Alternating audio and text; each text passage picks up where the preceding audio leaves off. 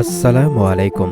কুমিল্লা জেলার হোমনা উপজেলার বড়ঘাড়মোড়া এবং শ্রীপুর কবরস্থানের এরিয়ার যে কৃষি জমিগুলো আছে এগুলো আপনাদেরকে এখন দেখাচ্ছি। আর এখানে দেখতে পাচ্ছেন এখানে বীজ রোপণ করতেছে এই জমিতে, হয়তো ভুট্টার বীজ হতে পারে।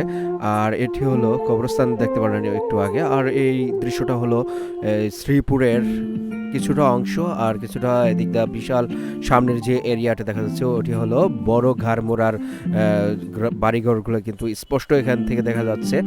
আর চতুর্দিকে কিন্তু সবুজ শ্যামলময়, যেদিকে দু চোখ যায় যেন চোখ জড়িয়ে যায়। আল্লাহু আকবার।